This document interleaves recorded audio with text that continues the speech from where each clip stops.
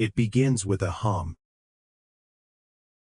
a sound so fast it feels almost impossible. A blur of emerald green and magenta flashes through the air, then suddenly stops, suspended in front of a flower, as if time itself has been paused. 80 beats per second. A heart beating more than 1,000 times a minute. A body smaller than your hand, burning with the energy of a star. The hummingbird does what almost no other bird can do. It hovers. It darts forward. It rises straight up. It drops like a spark. Then, with a sudden flash of wings, it flies backward. The only bird that can reverse through the air. The tiny creature that seems to defy the direction of time. So what is this little warrior teaching us about existence? The hummingbird is not just a symbol of beauty. It is the warrior of joy, the master of spiritual flexibility, and the living reminder that life is not meant to be dragged through. It is meant to be tasted. Every movement of the hummingbird says one thing: clearly, do not wait for sweetness. Find it now. In the heart of ancient Tenochtitlan, the hummingbird was not seen as fragile. It was sacred. It was fierce. It belonged to the realm of warriors, sunlight, and divine power. The Aztecs worshipped Huitzilopochtli, whose name is often translated as the left-handed hummingbird, the god of sun and war. To them, the hummingbird carried a mystery. How could something so small move with such impossible force? How could a body so delicate become a symbol of battle, courage, and solar fire? The answer was spiritual. The Aztecs believed that fallen warriors could return as hummingbirds, transformed from blood and struggle into color and sweetness. After the battlefield, after pain, after sacrifice, the brave did not vanish. They returned to protect the sun and drink nectar from the flowers of eternity. They traded the spear for the beak. They traded war for sweetness. They became joy with wings. This is the first lesson of the hummingbird. Joy is not weakness. Joy is what survives after the battle. Joy is the reward of the spirit that refuses to become bitter. Joy is not the absence of hardship. It is the victory after hardship. To survive, the hummingbird must consume constantly. Its metabolism burns so fast that it cannot wait for tomorrow. It cannot live on distant plans, old memories, or postponed happiness. It must find nectar now. It must drink from the flower in front of it. This is why the hummingbird is a symbol of the eternal present. It does not live in regret. It does not live in anxiety. It lives in the precise, shimmering moment where flower, wing, breath, and sunlight meet. The hummingbird does not ask, "What if there are no flowers tomorrow?" It asks, "Where is the sweetness now?" And maybe this is the question we have forgotten how to ask. We spend so much of life chasing future peace, future success, future happiness, future permission to finally enjoy being alive. But the hummingbird cannot postpone joy. If it stops seeking sweetness, It stops being. Are we any different? The soul also needs nectar. It needs small moments of beauty, laughter, color, wonder, affection, music, and light. Without them, we may continue breathing, working, and surviving, but something inside us becomes quiet. The hummingbird reminds us to savor the sweetness before the moment passes. A flower does not bloom forever. A sunrise does not wait. A laugh cannot be stored for later. Nectar must be tasted while it is here. Look closer at the geometry of its flight. The hummingbird's wings do not move like ordinary wings. They trace a figure-8 pattern through the air, creating lift on both the forward and backward stroke. In motion, the bird becomes a living infinity symbol. The horizontal 8. The endless loop. The bridge between earth and spirit. This is why the hummingbird feels magical. It hovers at the center of infinity. It moves at impossible speed, yet remains still. It lives in chaos, yet finds balance. Its body is a paradox: stillness inside motion, lightness inside intensity, control inside wild energy. That is spiritual flexibility. To be like the hummingbird is not to avoid movement. It is to find your center while everything is moving. It is to stay bright in a fast world. It is to adapt without losing your joy. The hummingbird teaches us that time is not always a prison. Sometimes, time changes depending on how fully you are alive inside the moment. When you are joyful, time expands. When you are present, a second can become sacred.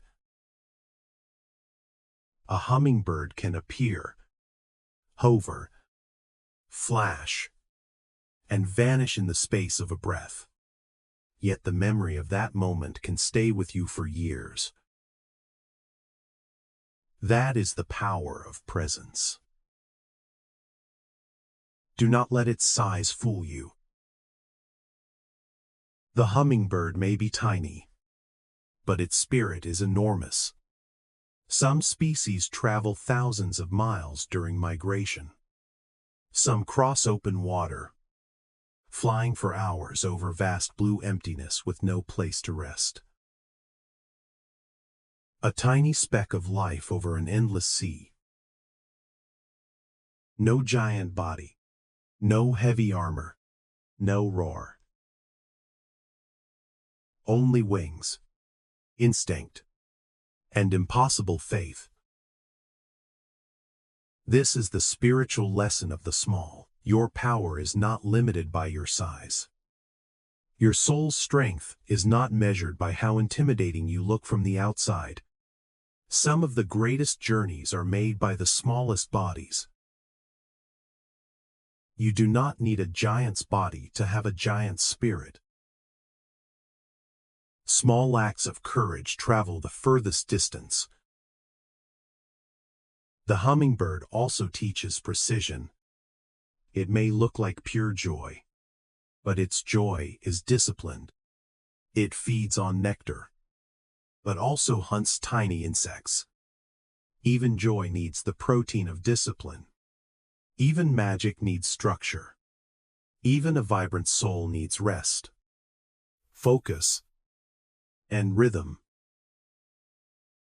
At night, the hummingbird may enter torpor, a deep state of energy conservation, where its heartbeat slows and its fire becomes quiet. Even the most vibrant spirit must go within. Silence fuels the hum. This is important. Joy does not mean constant motion. Joy also needs recovery. The brightest energy must know when to rest. The hummingbird teaches balance: move quickly, but pause deeply. Shine brightly, but return inward. Seek sweetness, but protect your strength. Its feathers carry another lesson. In sunlight, the hummingbird's throat can flash from darkness to brilliant red, violet, or green. One small turn of the head changes everything. Now you see the color. Now you don't. The color was always there. It only needed the right angle.